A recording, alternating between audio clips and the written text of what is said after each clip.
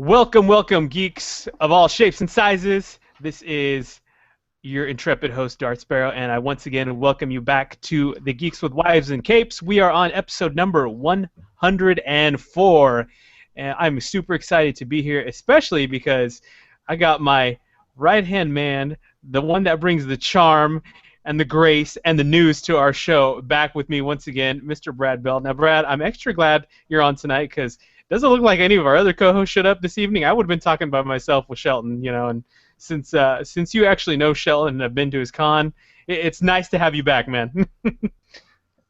It's an honor. I feel like Cap when he got thawed out from the ice by the Avengers, because I was on ice for the last two episodes, but you and Casey held it down quite well, and it is great to be here tonight to talk to the founder and showrunner of my hometown convention, Heroes Con in Charlotte, North Carolina, that I believe is coming up on its 35th year in 2016. Wow. So very excited about that. And you guys did great. You had the guy who's going to be writing Howling Commandos on. You had Greg Wright back.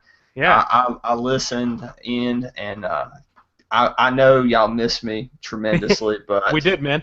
Y'all did good in my steed, so we're glad you're here, man. So what besides being a frozen capsicle, what else you been up to? Well, getting ready to go back to the day job. These kiddies will be going back to school. Time to get to learning on. Head back tomorrow. Got a few new superhero posters I'll hang in my classroom. Ooh. Other than that, I just got a PlayStation 4, so kind of been playing.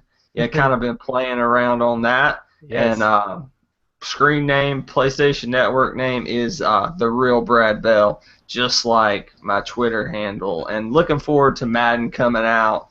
There's a survival horror game coming out here in August that I'm blanking on the name. I'm looking forward to picking up, but just trying to enjoy those last few seconds of summer. And we're now joined by the beautiful Ashley Danger. Ashley, thanks for hopping. Hi. We'll also add the beautiful, the vivacious, the enchanting, and talented Miss Ashley Danger. How you doing? I'm good. How's everybody tonight? We're excited that you're here with us because you always add the beauty to our show. Aw, thank you. I try. We need as much of that as we can get. Huh, Brad? That's right. We're gonna get more girls. Awesome. Well, how was your week, Miss Ashley? My week was wonderful. I had a great week so far. As everybody must know, we are in August now. It's hard to believe. And school is starting in like 2 more weeks. So yeah. Craziness. You're rocking this hat too. I'm a hat guy. Thank you. I did something different today. I don't know. I was like, I want to put a hat on. I had a hat in the car, so it worked out. Awesome. Very cool. Well, you came in just the right time. I was just finishing up with intros with Mr. Brad, and since Brad is local to our guest tonight, I'm going to let Brad be point on our guest interview this evening. So, Brad, let's take it away with our guest this evening. We are honored to welcome the founder of Heroes Con in Charlotte, North Carolina, the store owner of Heroes Aren't Hard to Find, the one, the only, Mr. Shelton Drum. Yeah. Shelton, thank you for joining us tonight. It's a special pleasure for me because you were my first con. You popped my con cherry, Shelton. Just to put it lightly. 2005, I was a senior in high school. Was reading, went and saw Batman Begins. Went to your con, and I remember picking up first print, a set of Frank Miller's Batman Year One there. So that's a very special memory to me. But Shelton, thank you for being here, man. You're welcome. Thanks for having me. So we are going to basically give you the full-on 60 minutes interview treatment, and I guess I'm Diane Sawyer for the night. All right, so I don't have a prepared script or anything, so you just ask me a question, I'll try to answer it. Hey, Diane, don't make our guests cry. That's not nice. I promise I won't. I promise I won't, Shelton. All right, Shelton. So what really got you into comics? What got you into collecting? Was there a particular character or a particular relationship in comics that drew you in? I guess Spider-Man was the character that drew me in. Wasn't the first character I read, I don't guess. I was probably reading Archies and other funny animals kind of stuff, Harveys and that kind of thing when I was just a little kid. But I remember reading a Spider-Man number 7, The Return of the Vulture. It really hit home with me, and I realized right then that that was what I was supposed to be reading, Spider-Man and Marvel Comics. And, so you are a Marvel guy, am I right? I am. I'll admit that. Excellent. Most of us are here, Shelton. I think I may lean more toward the DC side, but I like you. I grew up on Marvel, so. Well, you gotta think. I was born in '54, so in 1964 I was 10 years old, and that's when Marvel was just starting to hit its stride. Mm-hmm. And I discovered Marvel's first before DC's, and I think probably at that time they were better. They were. Most of us. Over the years, I've realized that there were great people working at DC, and I was drawn to some of those comics on the newsstand by their art, and I did buy some of those growing up, but I never missed an issue of any Marvel comic book from about 1964 or 5 right on up. What really set those Marvel characters apart back then is Stan and Jack and Steve Ditko. They had a real knack for grounding their characters as much as possible. Even though it was called the Fantastic Four, things were not as fantastical as they were over at DC because you had real world settings. The Baxter Building was in New York. Peter Parker grew up in Queens, and I think there's something very endearing and relatable to that. Yeah, I think that was the biggest difference. I had no idea where Metropolis was. Why should I worry about that place? It's not a real place. It's next to Star City, Shelton. Down the road from Gotham. But yeah, I did appreciate that the Marvels were set in New York City. I mean, I've heard I think Stan and other people talk about how the city is actually a character in the Marvel universe. We got to know New York City through the comics. At least I did. Mm-hmm. I first went to New York in 1973, actually to Marvel Comics, to see if I could get a job there. I was 19. Really? I didn't know any different. Tell us that story real quick. What was that like, Shelton? We got to hear that. Well, I enjoyed art. I mean, that's kind of why I was reading comics. I thought, I was going to be a comic artist. Don't we all? Either a writer or an artist. And, I was constantly drawing. And so my first year of college, I was in art school at UNC Charlotte. And I just decided to go to New York and see if I could get a job at Marvel. And I went in there cold, and I got a chance to get into the office, and I met Stan Lee, and I met John Romita, and oh my God, I watched Jim Starlin working in the bullpen, and I mean John Romita spent 45 minutes with me, talking about submissions and showing me the submissions, and I didn't even have a portfolio. I had no idea how you're supposed to get a job drawing comics. But it was a great experience. And but what I was referring to is New York City itself is kind of like a character in the Marvel Universe, and I felt like I knew New York before I ever got there just from reading the comics, Mm-hmm. My daughter, she's 27 now, almost 27. She just moved to Forest Hills, Queens. She lives in the same neighborhood as Aunt May. Nice. Wow. And it's very familiar, It's just like you imagined it. So yeah. It's really cool. For sure. Now, I know, just following you on Twitter, being friends with you on Facebook, that you have a particular kind of interest and relationship with the Peter Parker and Gwen Stacy romance. Now, that's my favorite romance in all of comics. Gwen Stacy, if you're a purist, if you're a Spider-Man purist, you prefer, in my opinion now, Gwen over Mary Jane. I was at your convention, Shelton, and I believe it was the guy who writes Fables. I cannot recall the guy's name. Bill Willingham. Bill Willingham. That's who it was. Thank you, Shelton. And we were in line, and a beautiful Gwen Stacy cosplayer walks up. We're waiting in line to get Bill Willingham's signature. She has, the green jacket, the go-go boots, the sweater, the skirt, the whole 9 yards. She had beautiful, long, blonde hair. And so the night Gwen Stacy died outfit. Mm-hmm. And Bill Willingham looks up. He says, I love Gwen Stacy. He said, and then Mary Jane came along and ruined everything, that hussy. So, sounds like something Bill would say. Yeah, I agree with that, though. So what makes you love Gwen Stacy as much as I do, Shelton? Maybe more than I do. John Romita. He drew her so beautifully. The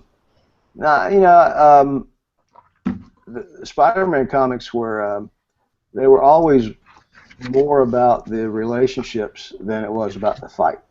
They had to have the fights for us, little boys to buy it and get the rock'em sock'em. But after a while, you're reading it to find out what's going on with Peter Parker and his friends.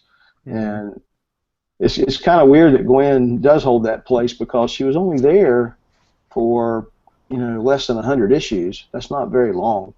And they weren't even that close at the very beginning. It took a little while before they became a couple, and I'm not sure why she's so important, except that I guess she was just well drawn and true to Peter, and it was tragic the way she died. The 2-part story with the death of Gwen and the death of the Goblin was just an outstanding story that once you read it, you just really don't forget it.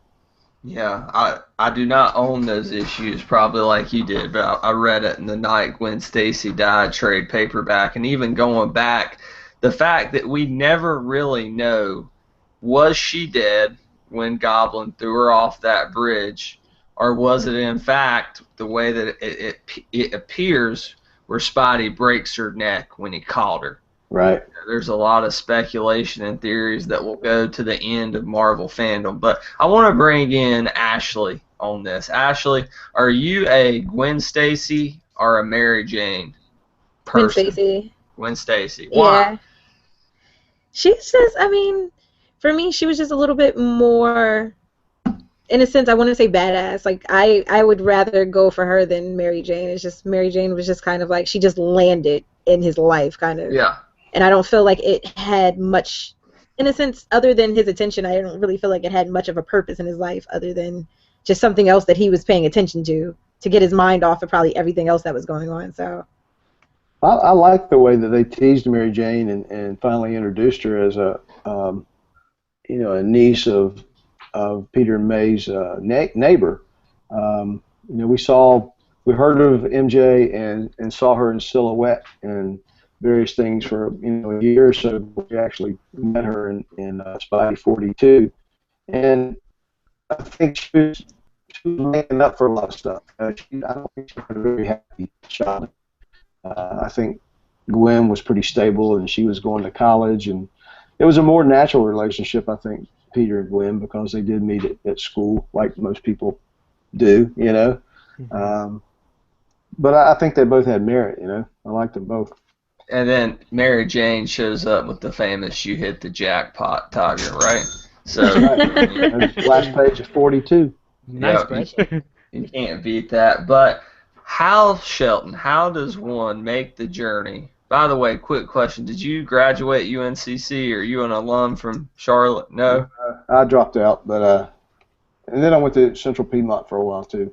Okay. I was just curious because that's where I went to school, UNCC. But how does one go from 19-year-old kid in the Marvel bullpen, visiting New York City, Central Piedmont student, to running comic book shop in Charlotte, running a store? What's that journey like? Well, I was 19 when I went to New York. I'd been a collector already for a good 10 years, I guess. First thing I did when I got to UNC Charlotte, the dorm, was put up a little postcard, buying and trading comic books with my room number and phone number. And I met a few people, and we were, swapping comics and just enjoying comics together, and started looking for more old comics. And the Metrolina Flea Market was about the only place to find old comics around at that time. And we went out there on a monthly basis, and after a few times out, I said, I got more comic books than most of these guys have. And I started setting up at the flea market and buying and selling and trading. And this was 1972, 73. I went to New York during that time. I got a little taste of that. Comic book conventions were starting around the region, and they weren't really conventions then. They were just sort of like swap meets. So I go to those, and in 1977, after I've been to the flea market every month for 4 years, I started the Charlotte Minicon, and that was a one-day swap meet at the Eastland Mall. Eastland Mall. I remember that place. Bring your bulletproof vest. Not 1977. It was a sparkling gym on the east side of Charlotte. It was a beautiful, brand new mall. Lots of traffic. We had a great room in there, and about 4 times a year we had a comic book convention in there. And it was just an evolution. Doing that for several years, people taught me into opening a store. I already had a job. I was working for my dad, so a friend of mine helped me open a store. He was the guy there during the weekdays, and I worked on weekends and did shows. And we opened the store in 1980, and then the Minicon took on a new form in '82 when I expanded it to 2 days and renamed it, or didn't rename it, but just started a show called the Heroes Con. In 2007, we revived the Charlotte Minicon at its 30th anniversary, and now we're doing 2 cons a year, Heroes Con in June and the Charlotte Minicon in January every year. Yeah, I have not made it out to Minicon yet. I've been 10 in a row to Heroes Con, but I'm going to try to definitely check out Minicon this year, so looking forward to that. Now, Shelton, I need you to confirm or deny these.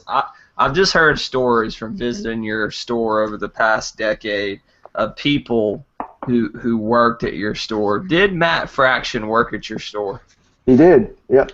Wow. And his parents are still reserve customers at my store. So tell us about that. Did Matt, he's from Charlotte, right? Or he lived here for a while? From close by to Charlotte, next town over. But he went to the School of the Arts, North Carolina School of the Arts in Winston-Salem when he was in high school. So he was a customer, I guess, before he went there. And then his mom was coming in buying stuff for him at his request while he was away at school. And he come in on holidays. And then when he got out of school, he asked me for a job, and he worked for me for about 1.5 years, I guess, out of NC School of the Arts. And this is the Matt Fraction guys that did Hawkeye, that did Iron Man, that's married to Kelly Sue DeConnick, the one, the only, worked for Shelton Drum. Shelton Drum was Matt Fraction's boss, so I think that's something He still calls me that. Whenever he calls or writes me, he says, "Hey, boss man." And that is a Southern thing. You always call the boss man. Hey, boss man. And if it's a female, you say boss lady. It's not derogatory. It's just kind of Southern culture here where we live, for sure. I'm just going to tell you that you just introduced me to something that my dad does all the time, and I never understood why. What is that? Boss man? He says that. My father's from North Carolina, so. Really? And I never understood. I never got that that was a thing. I didn't know it was a North Carolina thing, but I never thought about it not being. Yeah. For sure, my dad says it all the time, and I even say it at my work when I'm referencing my principal and my day job. So right now, there was a issue Matt Fraction did on his run for Invincible Iron Man where he made a building in Charlotte like a central location for a heist. So I always thought that was a cool shout out to one of his hometowns. So yeah, we love Matt Fraction. So now Rico Renzi, he works for you and he works for Marvel right now too, right? Yeah, Rico is my creative director. That means he does everything web-related and ad-related, and any print ad or internet ad or anything like that. He does all the visuals for Heroes and Heroes Con currently, and a lot more.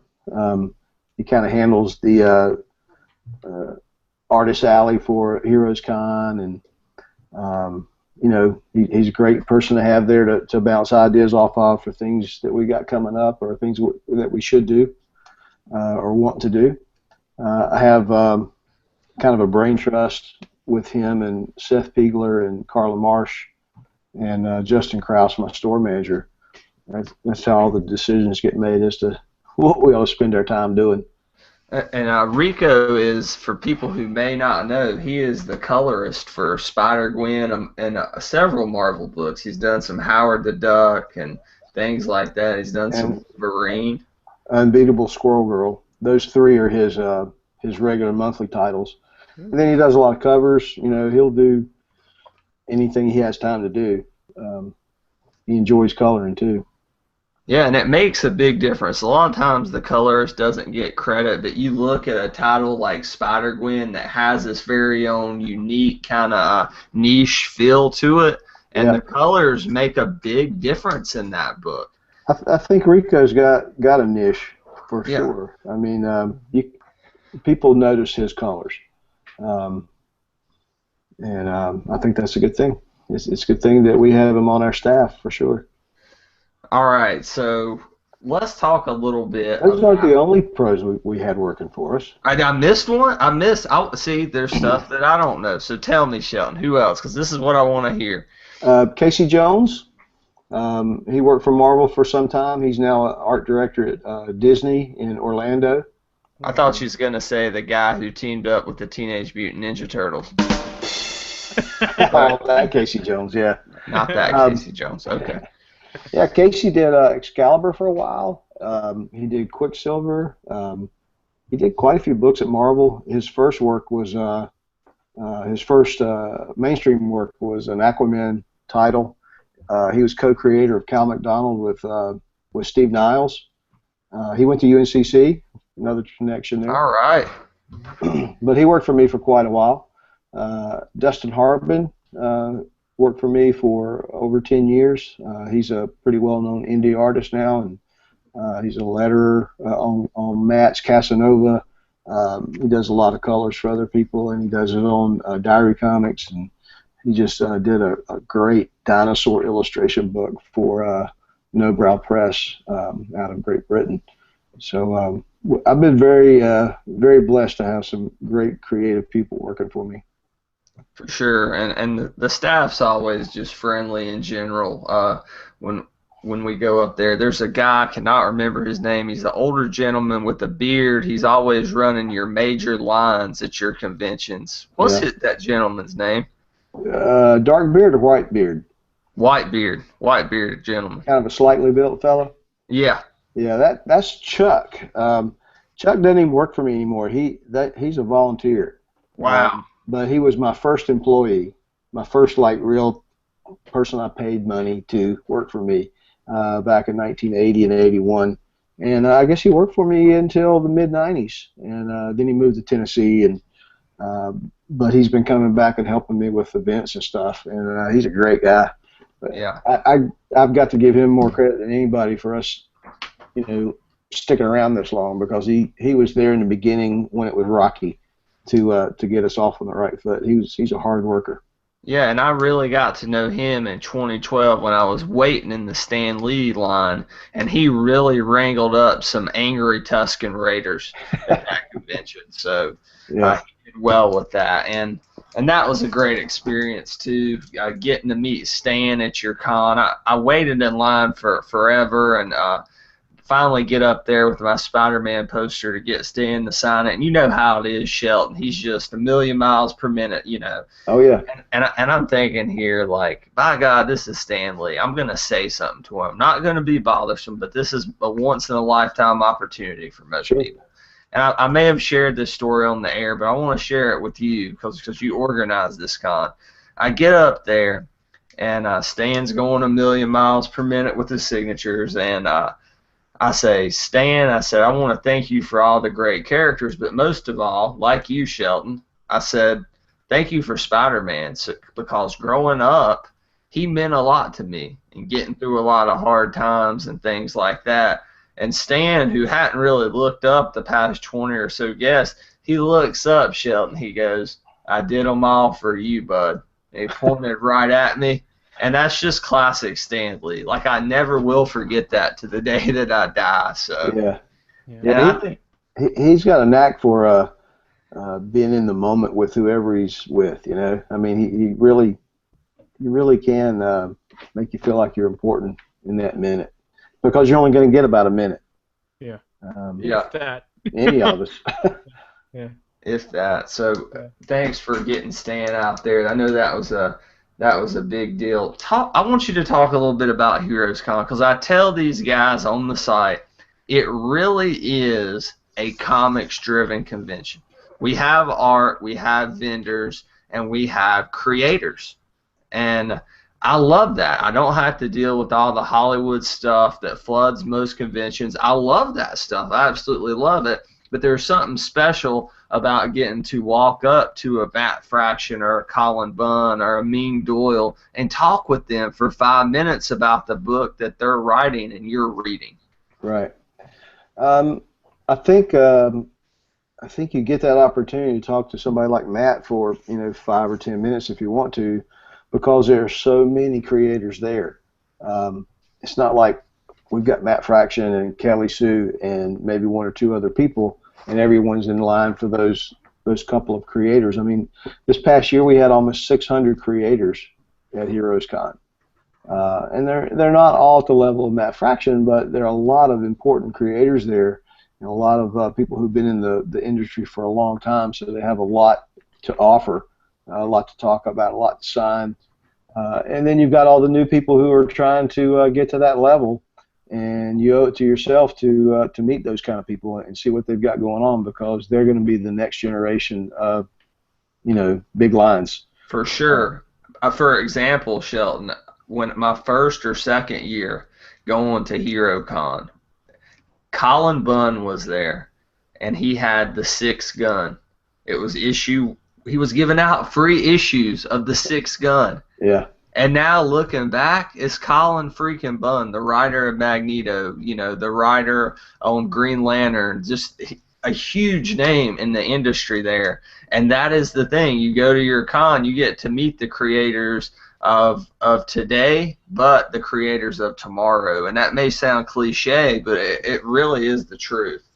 Well, there's a good example also, Jason Latour, for example. Yeah. He's been at every Heroes Con for probably 15 years or maybe 20 years. I don't know. He's mid-30s, so yeah, probably 20 plus years, because he's from Charlotte.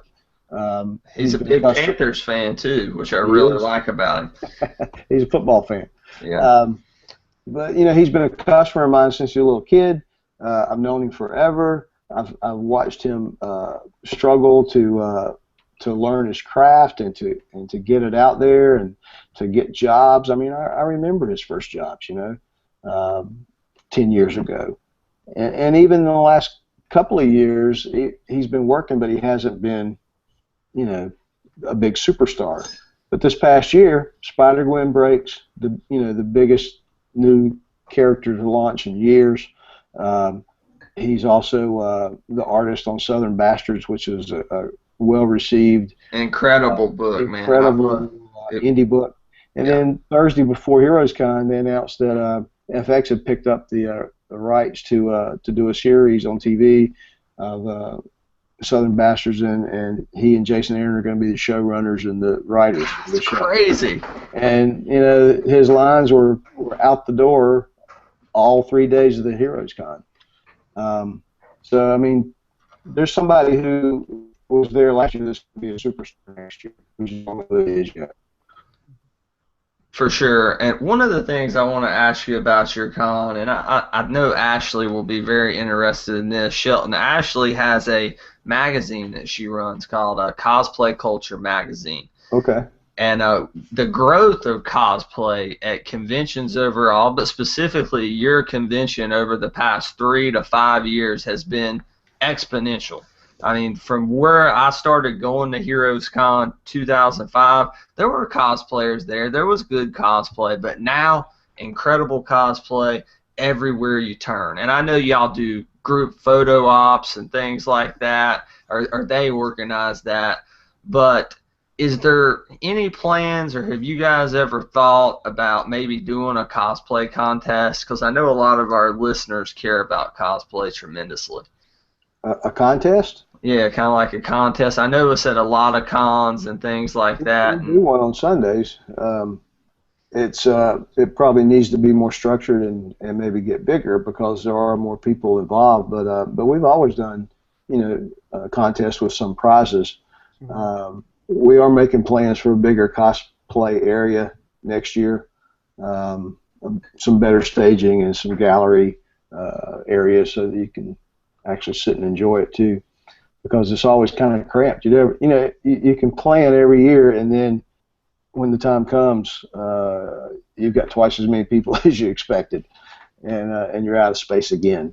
But cosplay at Heroes Con has been very organic, I guess, or viral, maybe is the right word. I mean, we don't push it necessarily, but cosplayers enjoy.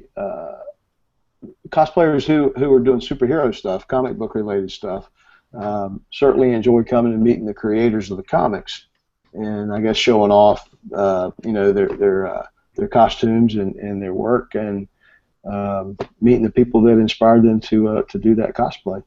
Absolutely. Ashley, comment on that. You're our cosplay expert here. So, like, when you go to a convention and you're dressed as She-Hulk and, the writer of She-Hulk is there, is there ever any intention to, like, I'm going to show this off?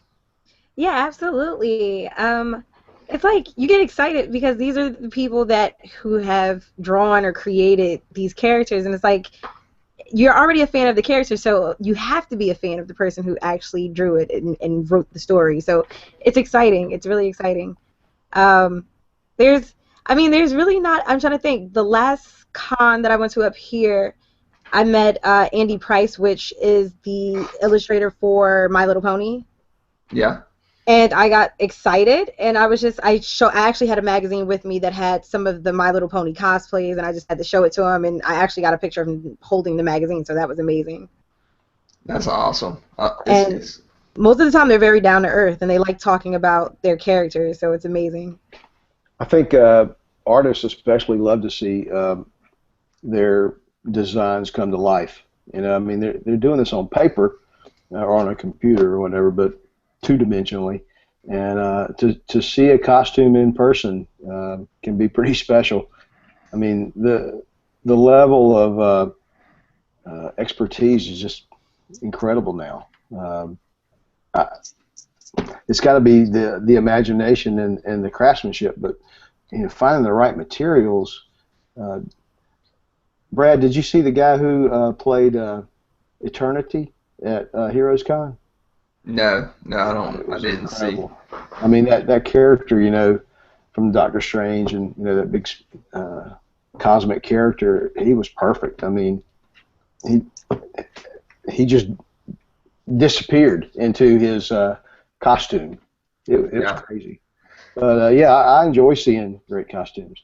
The one that stuck out to me that I can remember off the top of my head from this year's con was there was a guy, because it wasn't too long after Mad Max came out, and he was dressed as a Mortan Joe, the villain from that movie. Mm-hmm. Did you see him? Yeah, I think I know who that one was. I believe that was a past employee. He looked like he walked right off the set, man. Yeah. I mean, it was incredible, and these two are cosplayers. I cannot pull it off. I'm not that, because I'm like, if I'm gonna do it, I'm gonna do it right, and I'm just not artistically inclined enough to do it right. So that's not how I kind of show my love or my fandom. But props to the people that do, man, because it's awesome. They have to be artistic. They have to have the wherewithal to get all the materials, and then the time to put it all together. And we're slightly crazy too. Well, yeah, but it doesn't come overnight. You're not going to start, Friday night and go to Heroes Con Saturday morning in cosplay, and it'd be great. There are months of planning that goes into that stuff. Absolutely. I would rather be reading comics than making a costume. Maybe that's my problem. Priorities. So, Shelton, you've had major guests. I mentioned Stan Lee. I mean, you've had Todd McFarlane. I mean, you've had recently big names like Scott Snyder's been there. The who's who of the industry over the past 30 years. Did you have John Romita Sr. there too? I believe he has been there before. Yeah, he was there for a day in '94. Okay, yeah, I remember reading. It was an article in the local paper, maybe Charlotte Observer here, that was kind of outlining. Maybe it was for the 30th anniversary. The guests that had been there. Right. What is the process? I know you have a bond with guys like Fraction and Latour. You personally know those guys, and they've been there almost every year, and that's awesome. But, what is the process of reaching out to those bigger guests? Is it something that you and Rico sit down and you start doing a year in advance, or does anybody ever reach out to you? Oh, yeah. We get email requests virtually every day. People like to be guests at the show. And we encourage that. We certainly want people. We don't know everybody anymore. Never did know everybody. In the early days when I had a dozen guests, I would be personally inviting them. And usually you had to know a friend, or you go through their editor or their publisher, or maybe you meet them at a show. Nowadays, it's much easier to find creators. I mean, everybody's online somewhere. They may or may not respond to you. That's right. I know that all too well. but it does help if you do know a creator or some creators that you think might know somebody you want to talk to. If you can get an introduction that way, that's probably the best way. Well, hopefully, other than meeting them in person somewhere. Well, hopefully, I'll have to talk to you later on or soon, and Geeks with Wives needs to get a booth set up and conduct some interviews there next year. I know I saw a couple podcasts around. Sure. Yeah. So we definitely need to work that out. But I kind of wanted to ask you, you've been doing this coming up on your 35th year, right? 34th. That was a mistake you made earlier. It was 82. Okay, my bad. 16 would be 34. Okay, all right. Well, I was trying to put you ahead in the future a couple of years, which I don't want to do. The store is 35 years old this year, so we're in our 35th anniversary year of Heroes Are Hard to Find. Okay, maybe that's where I got mixed up. I apologize, Shelton. No problem. But what is the one story? Like for me, the Heroes Con story is that Stan Lee story, or that story of buying Batman Year One, and I'm sure you've heard these stories. But like personally for you, I'm not asking a story you heard from somebody else, but for you, what's been the most memorable holy crap moment in doing this, running a store and running the convention that you're like, I can't believe I'm living this? Well, the meeting Stan the first time was pretty amazing. I can't believe I didn't know at the time how lucky I was that it was happening. A 19-year-old kid walks up to the office of Marvel and says, "Hey, I'm here to meet Stan Lee. I want to draw comics. I want to draw Spider-Man." And actually, it was Stan's daughter who was on the desk, Joni, and she didn't say that at the time, but she said, "Well, let me go check. I have to go check and see what's going on back there." And she came back about 5 minutes later, and she said, "Well, since Stan's my dad, I guess I can take you back. Come on, I'll show you around." So that was kind of neat, going into Stan's office the first time, and John Romita made a huge impression on me. He was already my favorite artist working, And here I was with him in the office. But that wasn't at Heroes Con. But Stan was a guest at Heroes Con in '84, and that was really special. He was a big special guest in 1984. So yeah, picking him up at the airport that first time and hanging out with him all day was pretty cool. I can't imagine what is kind of the reception of Stan Lee in 1984 compared to when he was here, because he was here this last year for a day. Like, describe the difference. Well, this last year we had probably around 40,000 people at the show, and I think there were 25 or 30,000 people at the show on Saturday when Stan was there. So in 1984 we had about 1,200 people over the whole weekend. Much more laid back. Stan was, just signing autographs whenever anybody asked. It was like, after his talk or standing at the registration table or whatever. I got a picture on my website of Stan signing my Amazing Spider-Man 1 through 4, and in the background is my mom just beaming because she had heard me talk about Stan Lee, all of my life up to that point. And she was real proud to be associated with him being there. And there was a young kid in the background kind of looking over his shoulder. He was a guy that was working sales for Marvel at the time, a guy named Peter David. I think he went on to do a little something else in comics. But that was cool. I've known Peter for a long time too. He was in the sales department first before he got the writing assignments at Marvel. So just looking back at times like that, it's really different than now. I mean, we had dozens of people handling the queue lines for Stan Lee's autographs and photographs, and there were hundreds, maybe 500 people in each of those lines, and they were there all day. Just handling those lines were crazy. Yeah. Well, it was worth the wait, man. I'll tell you that when I was waiting. So that's kind of going to wrap up our segment with Shelton. Shelton, tell everybody, especially locally, and I know a lot of people drive for these events because I was waiting for your last Spider-Gwen signing. There were people from all around the country that drove out for that. We had people flying from California. Yeah. Driving from all up and down the East Coast. But we had the entire creative team and the Mary Janes there. That was huge. So tell everybody what you got going on October 17th at your store. The regular series of Spider-Gwen will be releasing that week, and it's by the same creative team. So we'll have Jason Latour and Robbie Rodriguez and Rico in the store signing that new issue.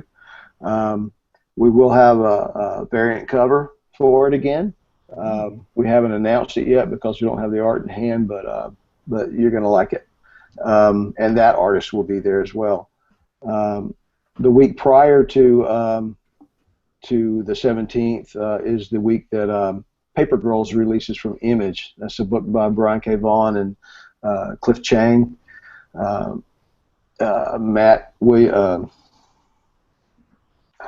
I'm blanking. Wilson. I'm trying to say Williams. Matt Wilson is a colorist on that book, and he'll be there. Cliff Chang will be there. Brian K. Vaughan will not be there as of right now, but he's been invited. So yeah, that's going to be a big. That's going to be a big day. I want to back up a little bit. September the 12th, which is a Saturday, we're going to have Mike Zeck in the store. He's going to be signing the IDW Artist Edition variant that we had done for Heroes Con. So he'll be signing that. He also did a variant for us for Secret Wars #1 that we still have some copies of. I love that one because it's the recreation of when Spidey gets the symbiote for the first time, and it's Miles on the cover, and I absolutely adore that cover. Well, Mike designed that costume. I mean, Mike Zeck was the creator of the Black Spider-Man costume. And I thought it was pretty neat to ask him to do homage to his own famous cover for the Secret Wars, and it's been very well received. And we're excited to have Mike in the store, just him for a day. He was at Heroes Con, but it'd be nice to have him in there. what else we got going on? We'll be doing the Pop Swap on October 24th. That's something we started 4 years ago. It's a day where we invite our consumers, our fans and customers, to bring in their own comics or other pop culture items to sell, like at a flea market.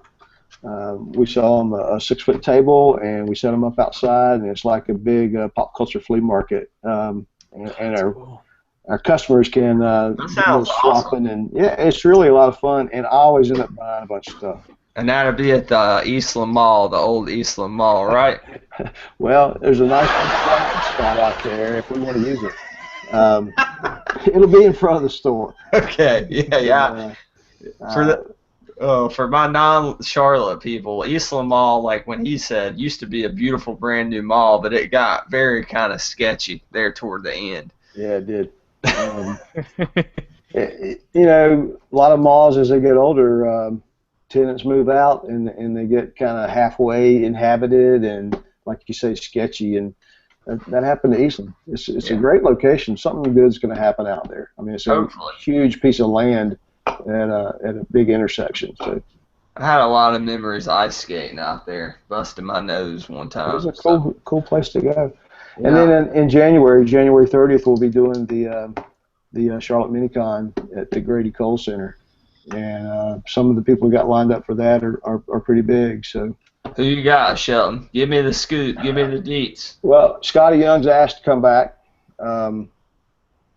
Several people from the Heroes Con have asked about it. I haven't confirmed, so I don't really want to talk about that. But locals are like, Jason Latour will be there, and of course Rico will be there, and Andy Smith and Bud Root, and probably Richard Case, and Brian Stelfreeze has been there almost every year, so he'll be back. But it's a great one-day show.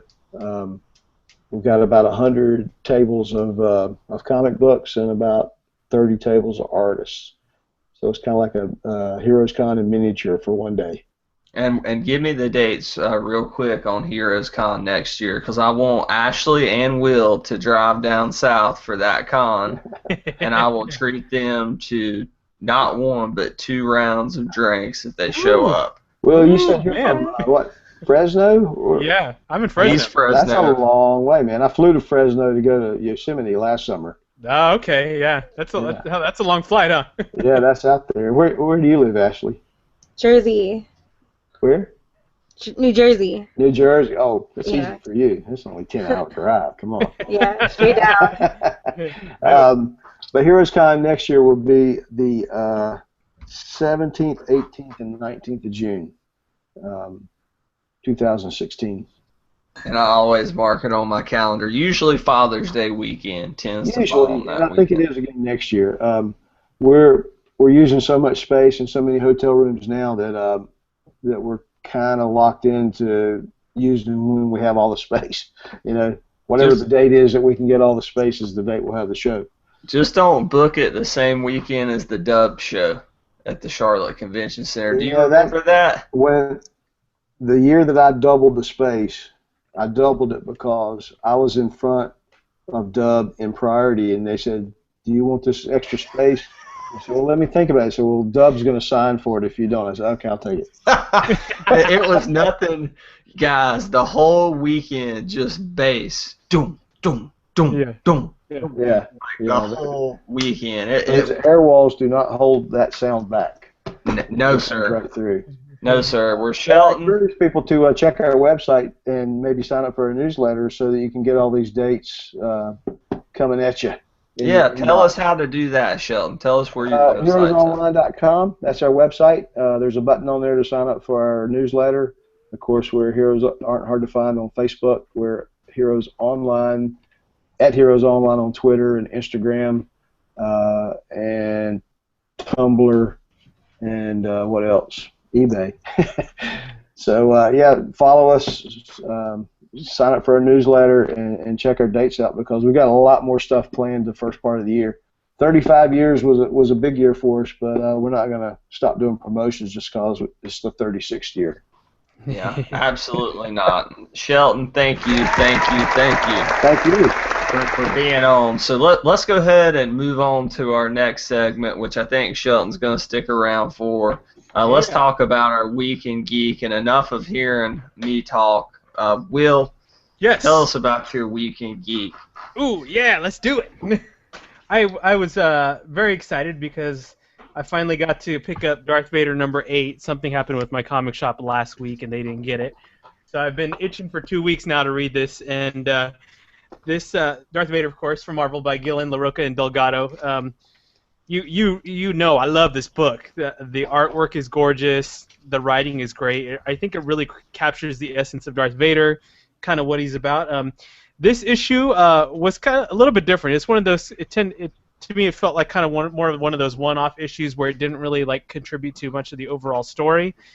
More like a little fun side story about a heist, which was ultimately orchestrated by Darth Vader, but kind of watched over by Dr. Afra, who is, I guess we could say, Vader's little sidekick for right now. I call her the original Vader groupie.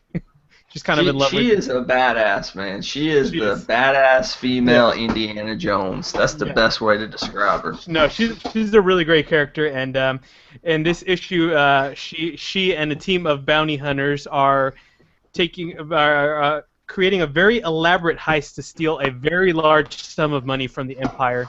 Ultimately, this was Vader's idea in order to fund some of his projects and future dealings that he has working on the back burner. So it's really cool to see her take control of this team of bounty hunters, and she for every intents and purpose made it seem like she was very afraid of them, and really she was just like, whatever, I got you guys all in the bag. I have another agenda where all the rest of the money is. So anyways, very cool issue.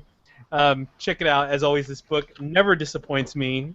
I mean, even just from the standpoint of the artwork and the visuals, it's a gorgeous book to look at. So that was Darth Vader #8. The other I read, which I don't buy too much DC, about the only thing I get from DC is Harley Quinn. And I picked this book up mostly because of the cover, because I have a lot of friends who cosplay as the lovely DC Bombshell ladies. So this week was DC Bombshells #1. It was actually a very kind of historically rooted comic. I say that because it takes place during the time of World War II. For those of you who know history, I don't know history as well as Brad does, obviously, but during I hope I know it a little bit. So. So obviously during World War II, when all the men were away fighting the war, the women had to step up, and they went to work, and they did things like build bombs and ammunition and planes for the soldiers, and there was Rosie the Riveter, man. Exactly. Rosie the Riveter. Yeah. Yep. There was women playing baseball, and there was a lot of new changes at the time in America, and this book kind of deals with that. Now, as far as the timeline, I think it's kind of a retelling of some of the classic characters that we know, with the exception of Wonder Woman, because Wonder Woman's always just Wonder Woman. She's Amazonian, she's Princess Diana. But we have her, and I guess the person who eventually becomes Supergirl, whose name is still Kara, but she's from Russia, I want to say, somewhere like that. And then you have the Batwoman. So kind of a cool integration of some U.S. history with some DC comic characters. The art style is beautiful. It's got that very kind of like nostalgic feel to it. Something really cool that they did. There was an ad for a upcoming con. I don't remember which con it is, but they kind of did the ad in the style of one of those ad pages you would find in these comic books back in that time, where it was like send away and mail order for this, And so, I love that. Yeah, they did all their guests like that in this book, and I thought that was a really kind of a nice touch. Let me see if I can find it real quick. Can I comment on that? Yeah. Go ahead, Shelton. That's Cincy Comic Con. That's the one. That's Tony Moore's con, and I believe Tony did all that art. Yeah, and you can if you're There's watching Tony this, you right can kind there. of see it See him right on there. the bottom right. Yeah, very very very cool little touch they threw into that. So I made that same Well, comment. I love that ad. That's a great ad. yeah. What were you I was gonna gonna say? say, well, thank you for letting me know that is actually out, because I'm definitely gonna pick that up now. Yeah, it's got some cool action with some really badass ladies flying some warplanes and stuff getting shot out of the sky, and some good baseball action with Batwoman taking a baseball bat to some criminals. So definitely check it out. It's a fun one. But yeah, that's all I read. One more little snippet on my Week in Geek, which will be next week. Next week I'm going to a small convention in Los Angeles, I believe it's Sci-Fi and Comic Convention, where I will be getting to meet none other than the lovely Miss Haley Atwell. I am super excited. I'm going to die. Agent Carter herself. Agent Carter. I get to meet Agent Carter, so I'm pretty stoked. So I will do my best to bring at least some pictures. I mean, they're not doing any stage photo ops, but I will, that's never stopped me before. So, so we'll see what happens. At the very least, I hope to come back with another signature on my Shield briefcase. So that's it for me. How about Miss Ashley? What do you got going on this week? Actually, I did my first Twitch this week, so I was a little excited about that, even though I didn't really know what I was doing, but it's up. That was pretty exciting. Hey, we all start somewhere in that area, right? We all start somewhere. The new Batman Arkham Knight game is really good. I love it. Yeah. It's pretty good. I'm playing that, too. Are you on PS4 or Xbox One? Xbox One. And it's crazy because, honestly, switching from Xbox 360 to Xbox One, it's a big difference. So when I got it, it was just I was very confused. I was like, I don't even know what I'm looking at right now. Yo, what does this button do? I felt very illiterate looking at it. It was almost like looking at a Microsoft computer. It was just brand new. It's like how we all felt when we got the first Nintendo.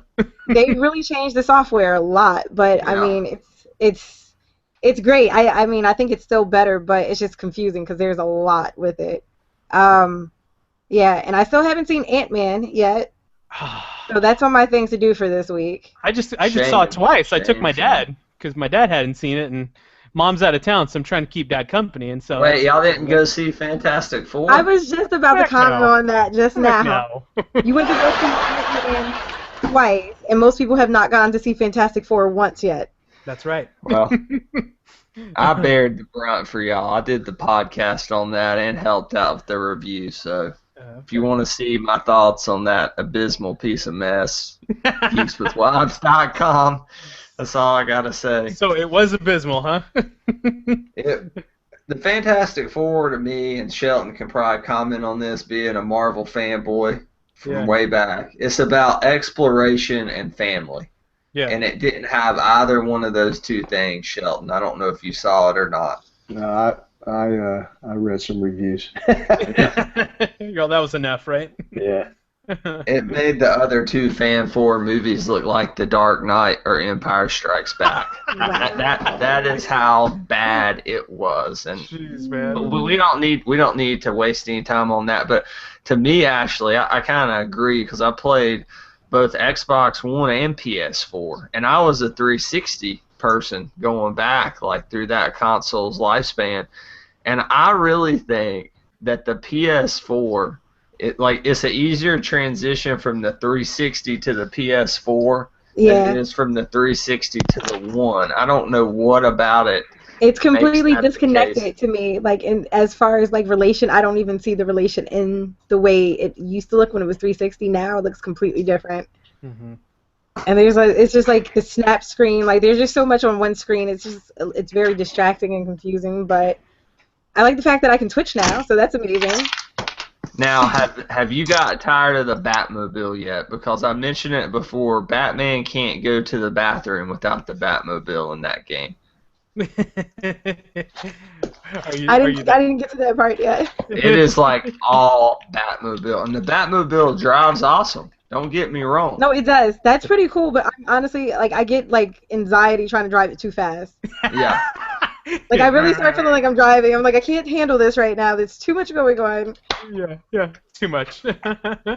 Stay away from the internet if you don't want to know who Arkham Knight is, because it's everywhere right now. Yeah. All right. You guys don't mind if I bag a couple comics while we're sitting here, do you? No, sir. It is a comics podcast, so it's fine. Bradley, what did you read this week so far? Well, I was catching up on some older stuff, but the only thing I got to read from this week is Secret Wars #5. I love that. I love that cover, by the way. Yeah, it's the the retro action figure. I got the variant with the Falcon on it. So I've been picking up these. I love these action figure covers. Yeah. And the thing is here with the Falcon cover, it really has that cool retro look. Like they didn't try to make it like the modern, Sam Wilson from the Avengers or looking like a hot toy or something. But this is the issue where they kind of pulled the veil down from Secret Wars. A major death, and I'm not going to spoil it, happened at the end of issue 4, and the game is kind of changing, and we get to see the behind-the-scenes deal that Doctor Doom made with the Beyonders using the Molecule Man to create Battleworld. And it's all kind of unraveling. This issue was more like a prequel than it was a sequel to issue 4. It's more like a prequel to the whole event. So if you've been one of those people who's been WTF with Secret Wars, this kind of explains things. And if you didn't read, or at least wiki, Jonathan Hickman's Fantastic Four run and read like all of Hickman's Avengers, you really can't fully understand Battleworld. So, I mean, that's problem with the accessibility, but I read that. That was my big thing this week. I also read the Flash Annual, number 4. It's pretty cool. You get to see Professor Zoom go out and round up the rogues to confront Flash. Now, this one was written by Jensen, but it's playing into the Robert Venditti run, and we're going to have Robert on here in a couple weeks, so I'm looking forward to that. It was cool. It spanned history. It spanned time to see Zoom go up and round up all these different incarnations of Flash villains. So that's what I've read. I'm kind of tired of Secret Wars, man. Like, I can't. It's good. It's really, really good. Right. But, like, I'm ready for it to be over. I just want my new number ones. That's what I want. Right. So that's all I read, pretty much. So y'all want to do some brief news? Yeah, let's talk news for 5 minutes. You know which one I want to talk about first. Star Wars? Huh? No, not Star Wars. Surprisingly, still Civil War news. Oh, you want to talk about the Civil War teams? Yes. All right. Yes. So the Civil War teams have been revealed. Right. Yes, they've been revealed. So if you don't want to know, spoilers, you can step away from your console for a second. But I'm sure you know which one I'm super surprised about. Which is like a shock. Hawkeye and Black Widow. Yeah. So, according to Heroic Hollywood, the rumor has it that Team Captain America will be comprised of obviously Captain America, the Falcon, Bucky Barnes, a.k.a. the Winter Soldier, Hawkeye, Scarlet Witch, and Ant-Man, which leaves Team Iron Man being Iron Man, War Machine, Vision, and Black Widow, which really comes as a shock to me. Now I'm gonna be honest, Brad and Ashley and Shelton, I've never read the original Civil War comic, so I don't know how. Yeah, I'm going to. I'll be picking that up pretty quick here. So is that a similar scenario in the comic, or is it something they're changing for the MCU version? And if not, what do you feel would be something that would make Black Widow change sides like that? Because I mean, we know up until this point in the MCU, she's been especially all on Hawkeye's team, no matter what they do, and then of course she's always been pretty much right there with Captain America. Thoughts on that? The big thing is with the original comic, it's a big deal whose team Spider-Man's on. Yeah. Because he's kind of the moral compass of the Marvel Universe, and as he goes, that's the way a lot of heroes will go. So he ends up going with Iron Man in the comic. Iron Man creates in the Iron Spidey suit. It's a big deal that he switches the Cap in the middle of the story, and that switches the momentum. So I like the fact that Spider-Man's starting out on Iron Man's team. That's like what really stuck out to me, first and foremost, being a comics reader. But I think it's good to have Black Widow and Hawkeye. You want to talk about a split and dynamic there from what we've seen in previous versions of this, and seen with previous interactions of these characters. But the rest of these characters, really, besides Spider-Man, Mm-hmm. And Iron Man and Cap, from this list, a lot of them weren't involved in the Civil War storyline too much, because you got to think, you had the Fan Four in there, you had the X-Men in there, which obviously they can't do because of licensing rights. Sure. What about you, Ashley? Team America or Team Iron Man? Who you going with? Whose side are you on, as they would say? I think I have to go with Captain America. Oh. Sorry. Sorry, Will. It's all right. Captain America. I can't help it. I mean, he's Cap. Cap is he's like Prince Charming with red, white, and blue. And a cool shield. Yeah. Are the motivations going to be the same? I mean, is it still the registration with the government? Basically, there's a thing. Did you see Avengers: Age of Ultron, Shelton? I didn't. Okay, there's something that happens at the end of that movie that You can tell me. causes. I don't care. Okay, well, basically, they're on this Eastern European. They're in this Eastern European country that Scarlet Witch and Quicksilver are from. There's a major battle. I'm not going to spoil any more than that. As to say, a giant landmass is dropped back onto Earth, and you can imagine causes some casualties.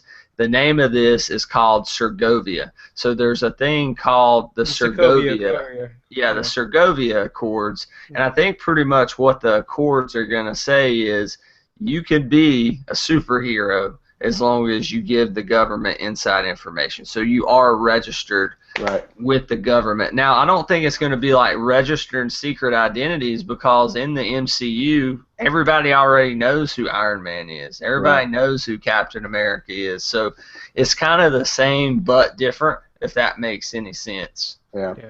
Spidey taking his mask off was the big thing in Civil War. Number 2, man. I remember getting that issue that Wednesday, reading it, jaw hit the floor, and then they retconned it in Brand New Day, and I was like, what the hell, man? What the hell? But I know we're to the end. But It wasn't just that secret identity that was retconned. It was Mary Jane was forgotten. Yeah, the Mary Jane relationship was gone. They didn't even bring Gwen Stacy back, so I don't know. But hey, everything Dan Slott's done on Spider-Man's been good after that, so I can't complain. I really can't. But Will, I cannot leave here real quick without asking you, because I know we're short on time. I know the time's ticking down. But the new Star Wars photos for Episode 7. The Entertainment Weekly winter/fall movie preview magazine. Yep. What'd you think of them, Will? Because everything I see gets me more and more hyped. Man, that picture of Kylo Ren, badass. That's all I can say.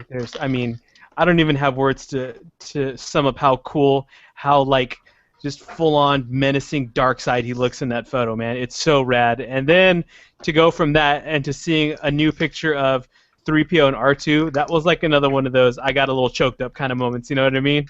I was like, it's the more I see about it, the more pictures I see of it, the more I see that trailer, I'm sure I've watched it 67 times by now. The more I'm very hopeful that they're going to preserve something that has meant so much to me for so many years of my life. So I'm really, really, really excited, man. I can't wait. In JJ we trust. Did you see any of these photos that came out, Ashley? Yes, I did. I think I can't wait. I'm excited. Yeah. It looks getting closer. Kylo, man, Kylo Ren. Yeah. He looks like a character that you would have created on Knights of the Old Republic. Yeah, when you were playing it on Xbox when you were a kid. You're like, I wish they would make this character into a movie. He would be almost as badass as Darth Vader. Yep. Dude looks like that character. Yeah, he does. I cannot get any more stoked for that film, but I think that's gonna wrap us up for the evening, pretty much. Will I can guarantee to start off, I will be camping out most of the afternoon on September the 4th when all the merchandise has their big release in stores on September the 4th, Star Wars Force Awakens Day. I'll be there shopping for toys at midnight. Force Friday, me and Jerry Reed.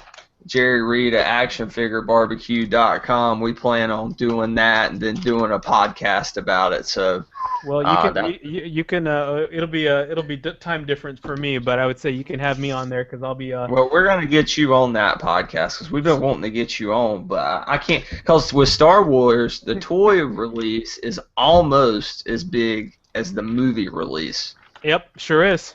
I remember for episode 3, I was at a work convention, like in Texas somewhere, and I literally got into a cab at 11 o'clock. I said, "Take me to the nearest Toys R Us," all by myself, out in some city I don't even know. Was there in line with everybody else waiting for my action figure. So yeah, it's a big deal. Yeah. I came out. My thing is I just don't want to spend too much money on retail. I'm kind of wanting to wait for the Hot Toys stuff. Oh man. But yeah. I'm sure I'll pick up if I can find like the 6-inch Black Series Kylo Ren. Like I'll pick that up just to say that I participated in Force Friday. Yep. So I'm looking forward to that. So I think that's gonna about wrap things up for this episode, right, Will? Yes, sir. We're about it. So awesome. It was great having everybody on. Ashley, where can we find you? Any final thoughts this week? You guys can add me on Twitter, Instagram, Tumblr, and Facebook as Ashley Danger, ASHLE Danger, no Y. Awesome. And for this week, I'm probably going to be catching up on a bunch of old comics that I have not gotten around to reading yet. So I have an exciting week ahead of me. Yes. Yeah. Are you starting classes this week, Ashley? I start the 30th, and then I'll be in Texas Labor Day weekend. Okay. Yeah. Good luck with that, but we'll speak before then, hopefully. But I know that's stressful, so. Yeah, it is a little bit. Well, if you guys don't know, I go to Seton Hall University, so that's where I'm at right now. Okay. Getting things together with my life. So. Well, that's great. I think I'm always trying to do that. It's good. It was good having you back on, friend. It's always good to be on. Yes, Mr. Brad Bell, tell us where we can find you and what do you have for your final thought this evening? You can always find me pretty much everywhere. Twitter, now PlayStation Network, since I got a PlayStation 4 this past week, at the Real Brad Bell, REEL Brad Bell. Check out the Collecting Pod that's going to be hitting this week. Geeks with Wives Radio presents the Collection Agency #3, where we talk about limited edition and exclusives. Is it good or is it bad for collectors? And check us out on Mia Gasicles John, the Fantastic Four spoiler cast. That's pretty comedical episode. That's up right now in the podcast section at geekswithwives.com. So Casey asked us to do a recommendation. So I'm going to shout out a recommendation. My guilty pleasure of this summer has been the Scream TV show on MTV. It's not as bad as everybody says it is. The mask isn't as dumb as everybody thinks it is. It has some of the most horrific deaths in all of the Scream franchise. So give that show a chance if you like horror. Don't judge it because it's MTV. Yes, let's not do that. Thank you, Mr. Brad Bell. It was awesome having you back on tonight. It was an honor. Mr. Shelton Drum, give our listeners once again real quick where they can find you on the internet and dates once more on Heroes Con. Boy, that's a lot. I'm on all those same social medias just as Shelton Drum, all one word. But heroesonline.com is where we are on everything else as far as the store goes. And heroesonline.com is our website. Heroes Con date is June the 17th through the 19th, 2016, and the Charlotte Mini Con is January 30th, 2016. Awesome. Shelton, thank you so much for being on. It was a pleasure. Thank you. I enjoyed it. Wonderful. And that's going to do it for us. As always, make sure you're checking out geekswithwives.com for all the latest on comics, Marvel comics, DC comics, every comic out there, TV shows. We have podcasts on everything from video games to comics to collectibles, so there's something for everybody. You can always find me on Twitter at Darth Sparrow. Just a quick final thought from me. I will not be seeing you lovely people next week. I will be celebrating my beautiful fiance's 27th birthday. So I leave it in the capable hands of my awesome co-host next week. I will return the following week to fill you in on all things Agent Carter, which I'm super excited. So, as always, thank you for listening, and for the whole team, we thank you, we love you, and as always, we'll catch you on the Geek Side. Boom! Keep pounding. Go Panthers.